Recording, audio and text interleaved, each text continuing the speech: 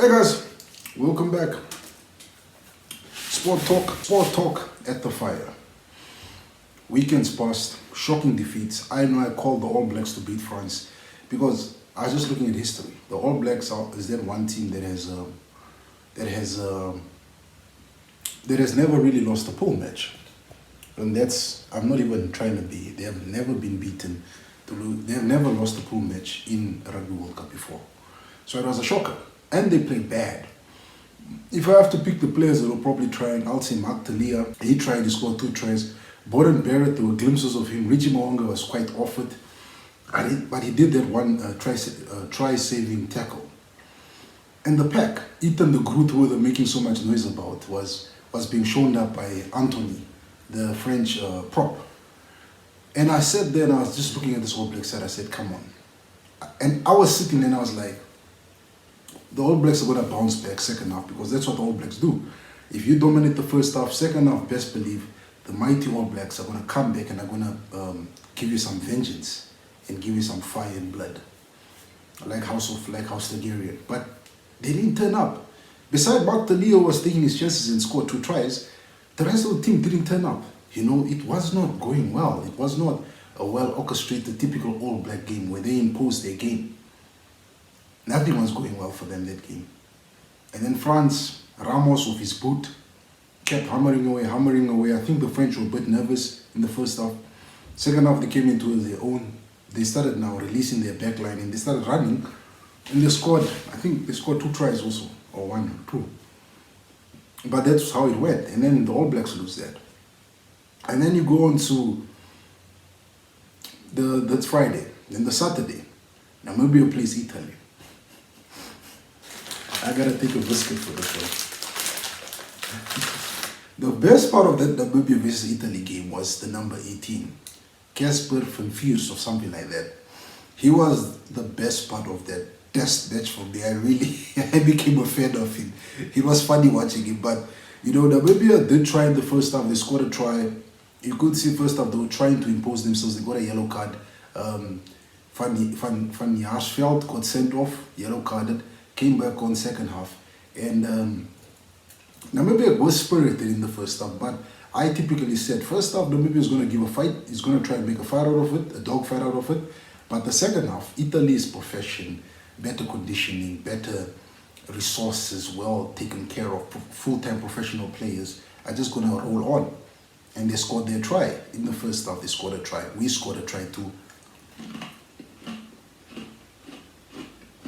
Sorry about that. Second half, the Italians came to light. They released their young winger. Monty Ioni got better. Because first half, I think he was trying too hard. And it wasn't being pulled up. But second half, they turned on. They turned it on. They took Thomas Allen from fullback and moved him to the 10. They moved Pablo. Leaves me. Pablo, I think they moved him to center. They started pulling strings there. Beat Namibia convincingly, by the way. I believe they could have had more tries. They could have hit. They could have gone 57. They could have gone 57 or more. So that's what happened in Namibia. I said it that my country of birth, my country of origin where I reside, might give a good spirited fight in the first half. But I think Italy would have too much for them in the gas. It was good to see Dino Lamb. I think he scored a try. No, he did. Dino Lamb did well. He scored a try. Was doing well in the lineouts there. And a couple, and then the guy who scored the last try, I think he's Nigerian born, and he came on and he did the last try. Everybody's been raving about him, so I got to see what he's all about, which is good because it means Italy, in that group of New Zealand, France, Italy, Uruguay, and Namibia.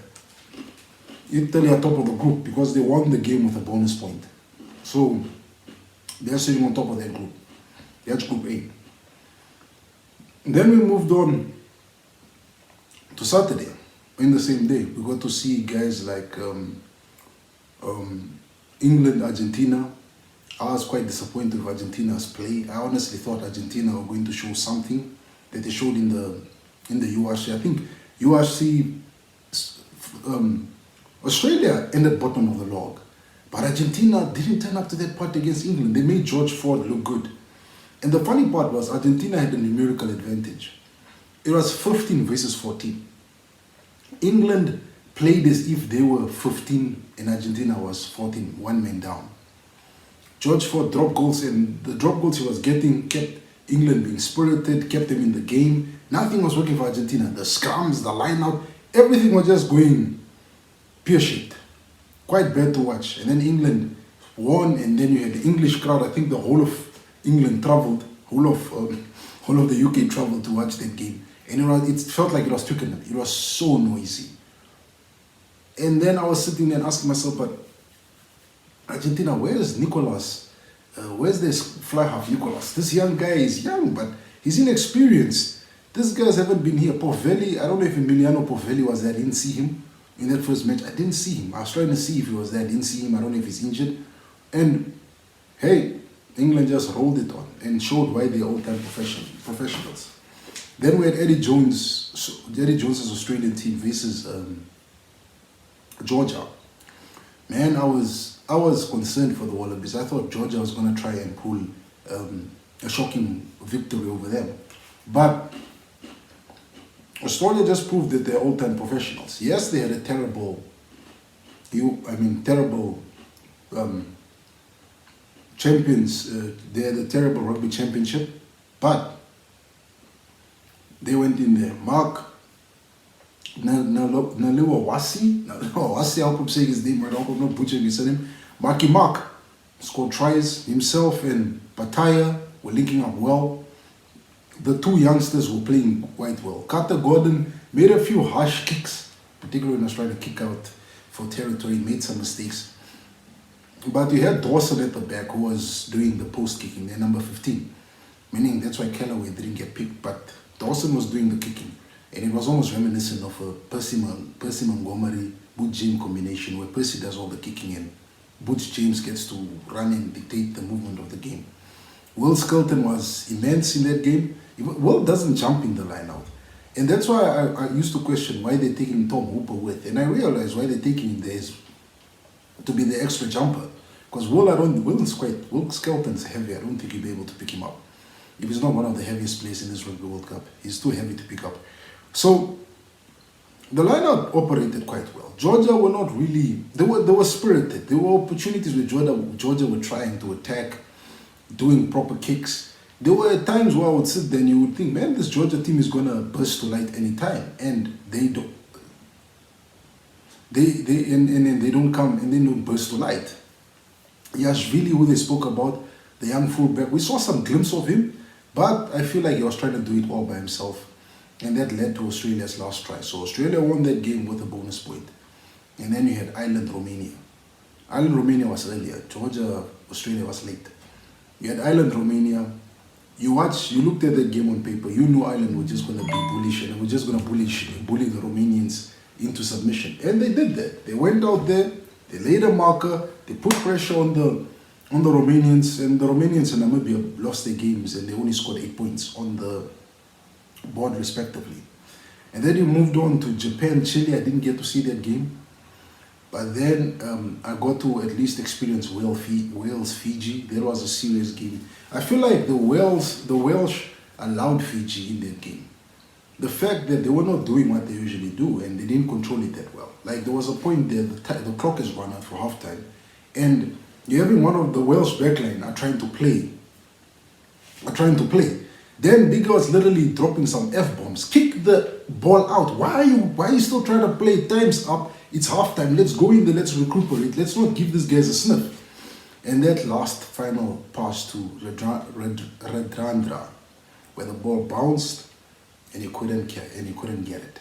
Because had he caught that ball, they were in for a victory. But they got the losing bonus point. And then coming now to the big game, which was South Africa-Scotland. South Africa scored 1 try. And kicked more penalties, but missed. Manie Libbok, I was hoping that he'd have a 10 out of 10 kick percentage, and it wasn't to be because he ended up missing 3 and kicked 2 over. Out of 5, he missed 3, kicked 2 over the post, and it was a struggle.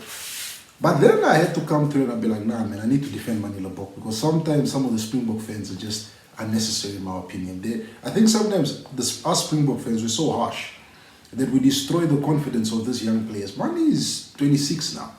He got his first call-up for the box at 25. This guy only has, for a test level fly half, playing at the highest level, only has 10 caps to his name. And I think people are expecting him to play at the level of Henry Pollard or a Jonathan Sexton or a Richie Mawanga or, I don't know, Dan Bigger, who have been there, who have been around the block for a minute. You know, he didn't have the best time, I believe that, but he created that no-look kick and Kirtley Arons scored a try. And he was being adventurous during the whole match. He was doing grabber kicks, he was passing left, right, doing some cross kicks to Kobe, cross kicks to Kirtley Arons, up and unders. The Springboks were being adventurous, not their usual self where they go out there and just try to lay a marker, and most of us would say play boring rugby, but they played very good rugby.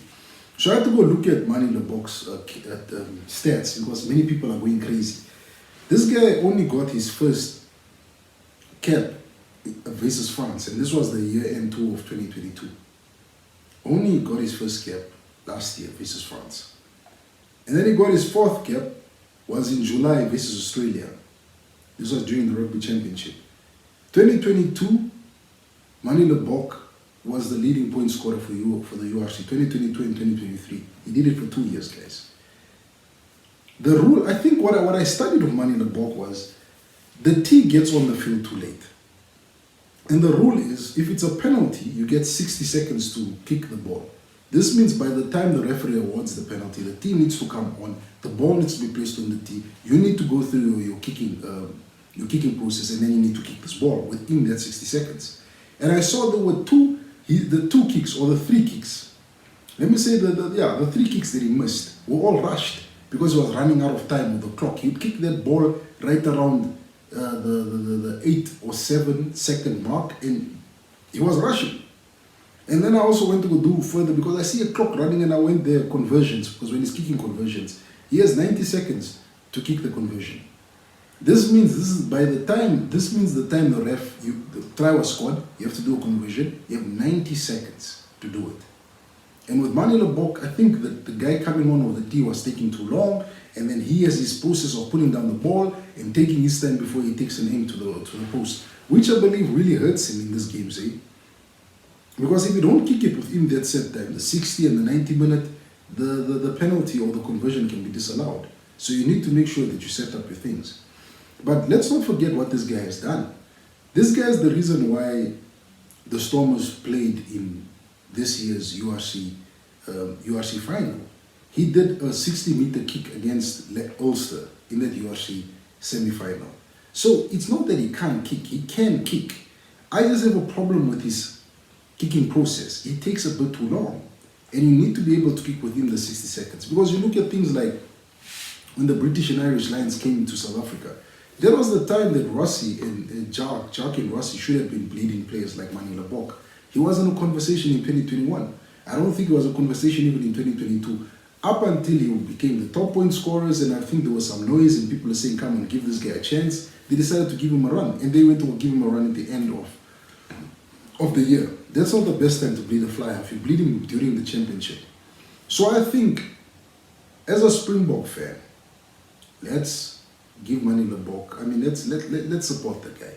This is not the best time for a newbie to come and get 10 caps. This is not the best time for him. But let's support him. Like one guy said, if he can't do the kicking, Faf can do the kicking. Faf can kick, Cheslin can kick. Siya Kolisi's interview at the end of the match, what he said. Faf can kick, Cheslin can kick. Manie Libbok has added another element to the South African play. They are not anymore playing boring rugby. Now they're playing entertaining rugby.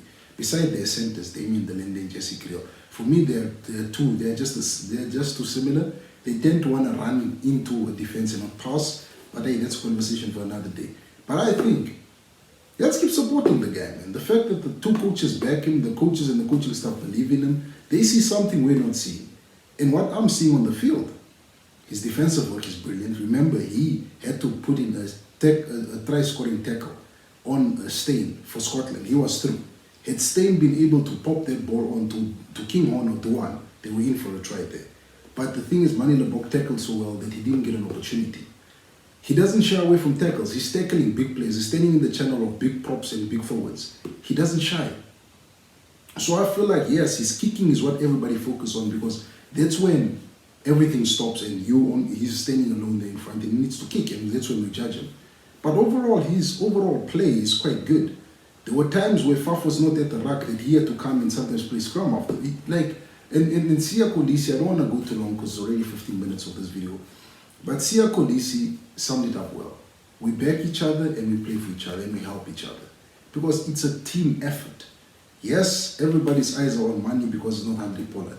The Andre Pollard fanboys are going crazy. They're going crazy on all social media platforms, calling for Pollard to be brought in. I'm sure some are even praying for Manie Libbok to get injured. I won't be shocked if something like that happens, if something like that is happening. But he's our 10. He's the general. Let's support him. The same way New Zealand threw their arm on the shoulder of Richie Nwanga to say, Richie, you are our number 10. We're going to back you. Why can't South Africa not do the same for this guy? Let's support him. Let's keep cheering the boys. I'm sure this weekend against Romania, leading up to Ireland, he's going to be getting his sniper scope, because there's sniping scope. He called it the sniping scope. He's got to get that sniping scope to 100%. And I think by the time Ireland come around, Manie Libbok will have a better kicking performance compared to when he's fluffed or missed or curled them off to the left. And the craziest part that he doesn't miss them by much. If this are the post, he gets them here. He gets them left. He sometimes gets them like to right next to it or far a bit off. But he's not missing them by huge margins. Maybe this is the post and he's kicking that side. He's getting them close. And I think sometimes because he's being rushed and his kicking process doesn't work for that. I thought, because I went back to go watch some URC games to see, in the URC, do they have that clock also that counts? And I saw that they do actually. You get 90 minutes. Now I'm wondering why this guy is not used to it. Is it 90 minutes? Is it 60? Or they, in the World Cup they reduced it to 30 seconds? Because every time I see the clock come on, it's already on 30 seconds. So I'm just saying, go the Springboks, go Manie. I believe in you. I'm sure you're gonna do some great stuff. And I'm asking the rest of the fans to let's back him, let's celebrate him. He's doing great stuff, guys. He's just got 10 caps for this team in a Rugby World Cup. No newbie fly half wants to be playing Rugby World Cup with just 10 caps. Maybe if Manie had, let's say, 30 caps or even reached the 50 mark, we could have been harsh and screaming down his neck because he's an all-time experienced guy. But with that said, guys, let me say bye for now.